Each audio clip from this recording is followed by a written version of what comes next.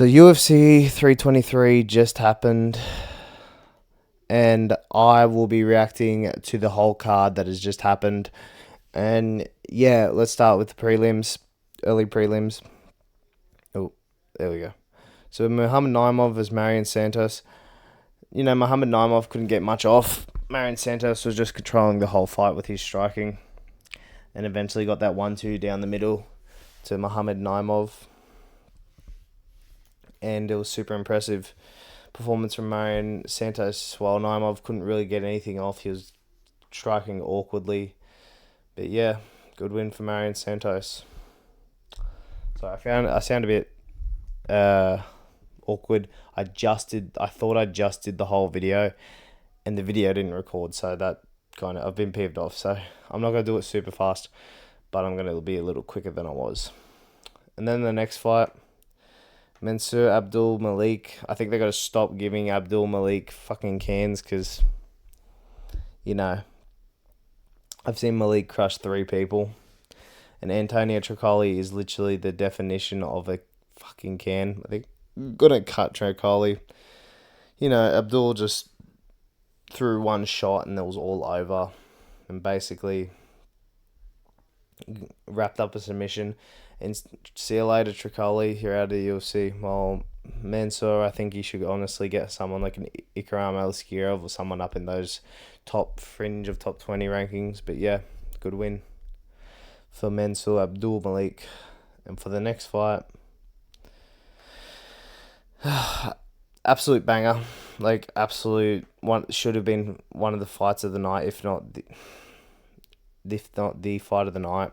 This was a banger fight. I couldn't believe it was like Rock'em Sock'em Robots. Ebo went in, got like hurt Baraniski, then Baraniski hurt. Ebo dropped him hard, and then Ibo came back and fucking tried to hurt Iro again. And then Iro, you know, finally dropped and finished Ibo Iceland. It was a banger fight for the 2 seconds that it was, or fucking 2 minutes as it was. This should have been one of the fights of the nights. I thought they both should have got 50 grand for that. Fuck, this was just a crazy fight between the both of them. I think you give Ibo one more chance in the UFC just because of how like fun of a performance it was. If Baraniski, he's gonna be a fun light heavyweight. I hope they give him a equally exciting opponent. Maybe Alonzo Manifield could be good. So yeah, that's a good fight to make. And for the next fight, I chose Edson Barboza in my video. Then I switched my picks, so I don't give a shit. I'm deciding Jalen Turner's my pick. You know, Edson Barboza, he's just a not. Yeah, he's washed. You know, he's 39 years old. He shouldn't be fighting anymore. He gave it his all, but then Jalen Turner's just too young, too durable, and too fresh. You know, I'm surprised on why did he retire in the first place? He was on a 3-fight losing streak. But yeah, I guess it's a good win for Jalen Turner. Doesn't do much for his career, just enters him back in the UFC. And for Edson Barboza, I want to see him retire, man. So yeah, doesn't do much. And for the next fight, Marvin Vettori versus Bruno Ferreira. We're going to send Marvin Vettori 2-3 years into the regionals, bro, because fuck, you are terrible. You are not UFC caliber. I don't care what anyone says. And Bruno Ferreira, like, how the hell's... I don't even think he should be ranked. He gave not exactly the best performance either. I think Bruno Ferreira's performance was pretty fucking sub-average, if you ask me. Got a takedown or 2. He was hitting the hardest shots, but he was swinging like he had a fucking sledgehammer, so... Yeah, I guess we're going to have Bruno Ferreira in the top 15 of middleweight. Can't wait to see him get slept out by Joe Pyfer or someone like that. And for Marvin Vettori... See you on the regional scene, bud, because, wow, you just look worse and worse every fight, and you're 32 years old, which is insane. But, yeah, it's the end for Marvin Vettori. See you later. Off to PFL. For Bruno Ferreira, it's a good win, I guess. You get a free ranking. And, yeah, that's it. For the next fight, we have Nazim Sadikov. I chose Nazim Sadikov. He's just his list of wins looked better in hindsight. He couldn't get anything off on Fares Ziam. Fares Ziam was clean, calculated, and just got the takedowns with ease. I couldn't believe how dominant Fares Ziam was in this fight. I got to give him more respect than I did in the picks video. I think it was awesome what he showed, and I think, for Sadikov, he'll fight someone in like a Padilla or even someone a bit more down the rankings. He'll come back. He'll bounce back. He's a very talented young guy, but he just had nothing for first CM. He only shot. He only had 7 significant strikes. While Fares Ziam got him with that nasty KO and finished him. So yeah, it was a good fight. Well, it was a good domination by Fares Ziam. He needs a top 15 opponent, if you ask me. And for the next fight, Macy Barber and Corrine Silva. Corrine Silva, it was a women's fight. Corrine Silva, she had her down in the first round.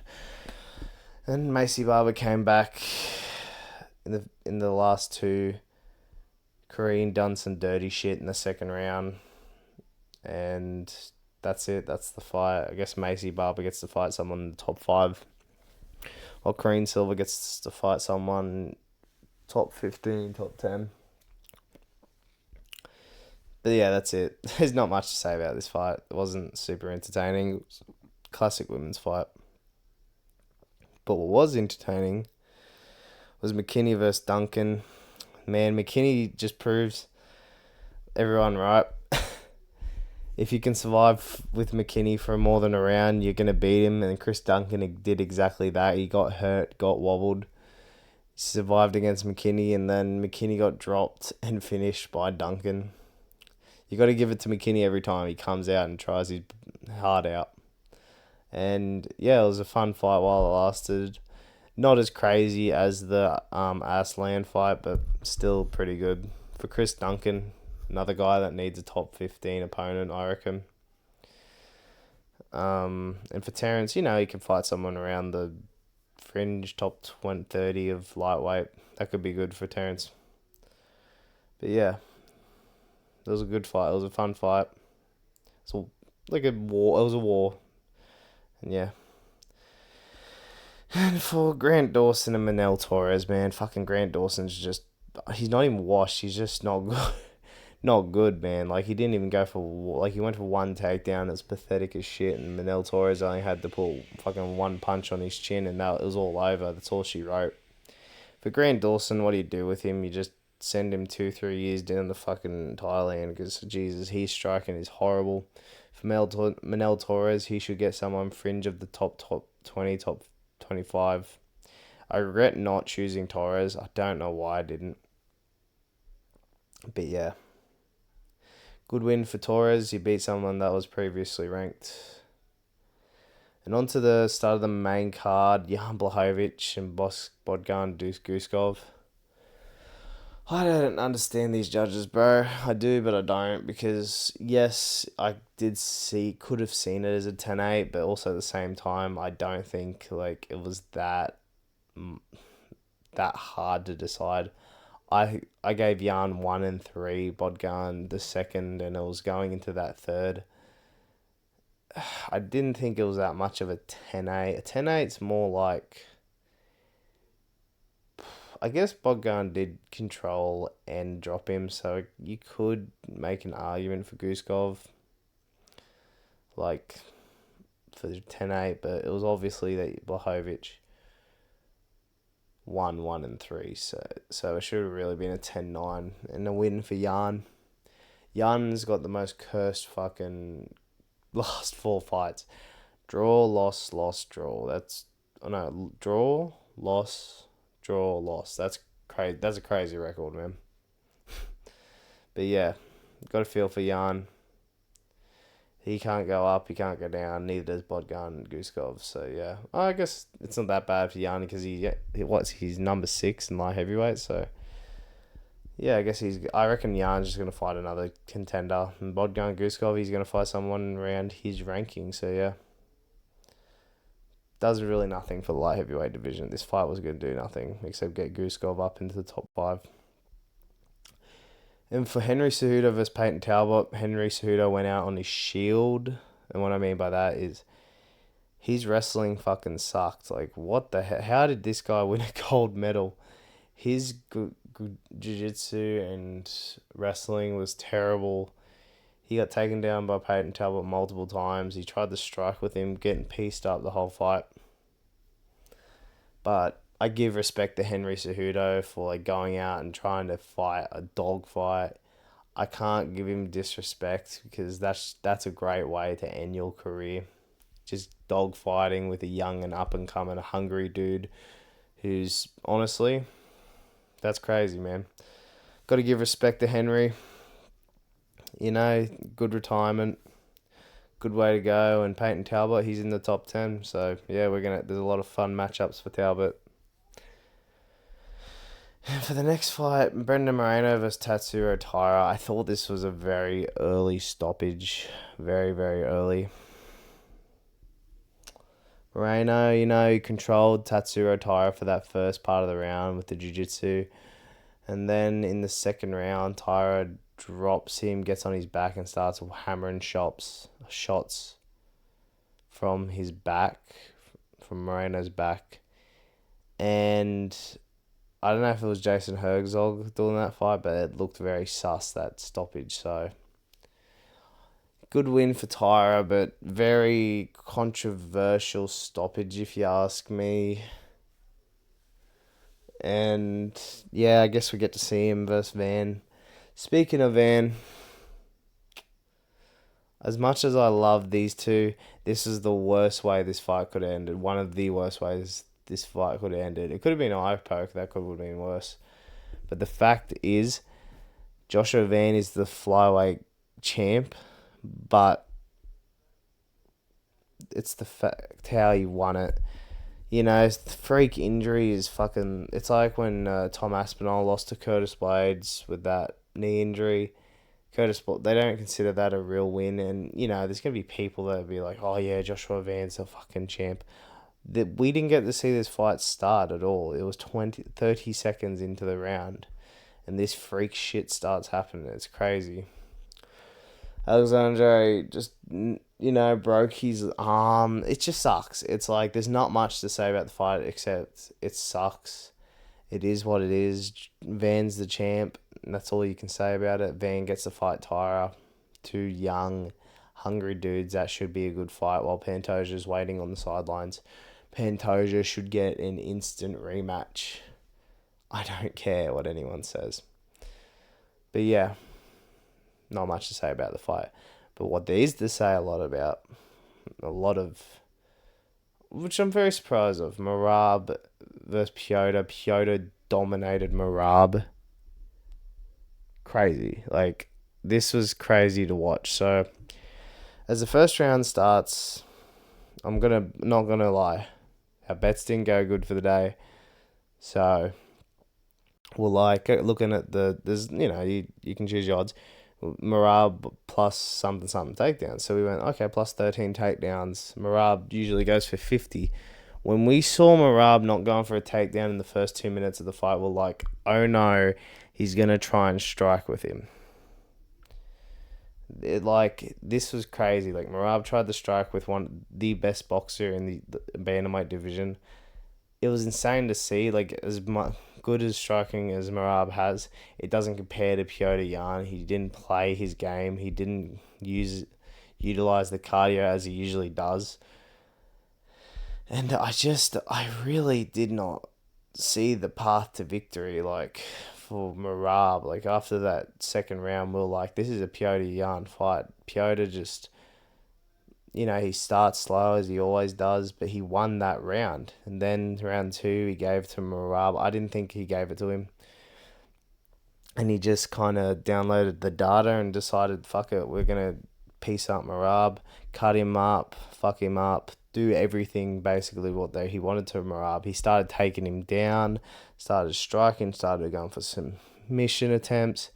This was a all-time performance from Piotr Jan, who is now the bantamweight champion. And I don't see who beats this version of Piotr Jan. He's so underestimated. He is so like yeah, I underestimated him. I won't fucking lie. I'm not going to say no. I thought Piotr Jan was going to lose by smudge decision. I'm happy that Piotr won. I feel really good for him, man. I feel sad for Marab, but not really as much as I feel happy for Piotr, because Piotr, like, the way he lost the title sucks. He lost it to fucking Aljo, then he lost a split decision to Aljo, and then he lost to fucking Sean in a close decision. That just sucks. And now that he's gone on this title run, he can start his title run back. But the only bad thing, this was a great fight too. This was one of the best fights. This whole card was awesome. This is the best card of the year, ironically. And usually last card of the year kind of stinkers, but this is the best card of the year. Every fight was pretty much a banger. Marab gave it his all. He didn't stick to the game plan, but that means he didn't give Piotr the title. Piotr took the title. He proved why he's the best bantamweight in the world. And with that, I digress. Anyway, I didn't get many picks right. I got not that one, not that one, not that one.